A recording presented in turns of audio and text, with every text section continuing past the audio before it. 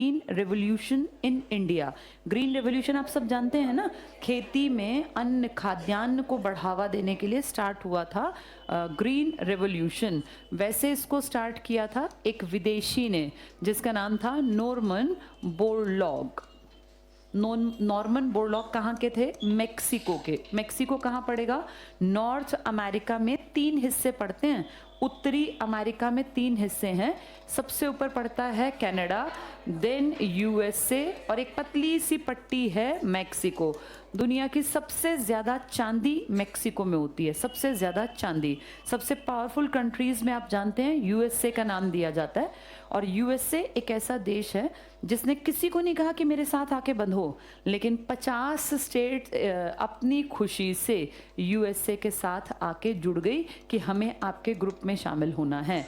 जिनमें से 48 तो बिल्कुल साथ हैं जो मैप में यूएसए है, और इसकी 2 आपको दिखेंगी जिनको आप ऊपर की तरफ देखेंगे। देखने में वो कनाडा की लगती हैं पर हैं इसकी अलास्का। अलास्का का जो एरिया है वो भी यूएसए में ही काउंट होता है। जैसे अंडमान निकोबार नहीं है देखने में, हमसे दूर है लेकिन हमारा है, ऐसे ही अलास्का पे किसका अधिकार है? यूएसए का। ये यूएसए है। ठीक है, वापस आते हैं। किसने दुनिया में हरित क्रांति को आगे बढ़ाया? Norman Borlaug. कहाँ के कृषि वैज्ञानिक हैं ये?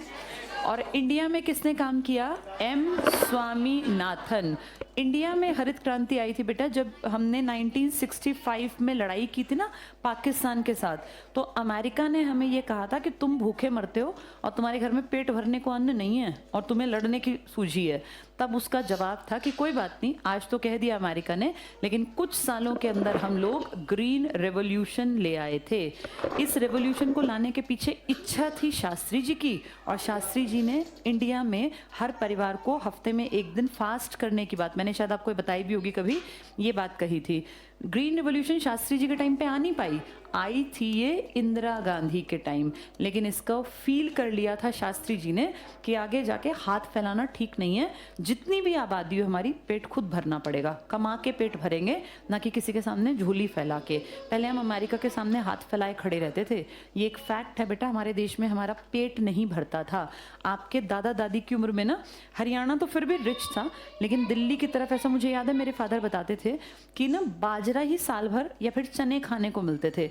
गेहूं बहुत रेयर था 1960s में 70s में, बहुत ज़्यादा गेहूं नहीं था। और ऐसा कहते थे कि जब घर में कोई मेहमान आता था तो गेहूं की रोटी बनती थी।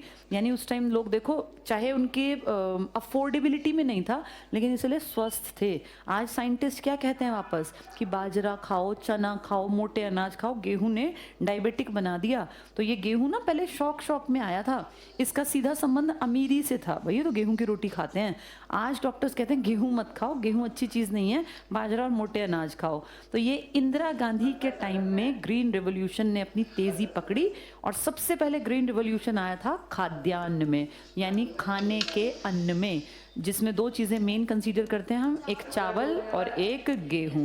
फिर धीरे धीरे तो बेटा हर चीज़ में क्रांति आ गई। आज अगर आप देखेंगे तो अंडे के क्षेत्र में क्रांति है, मांस के क्षेत्र में क्रांति है, टमाटर के क्षेत्र में क्रांति है, तेल के, हर चीज़ में क्रांति है।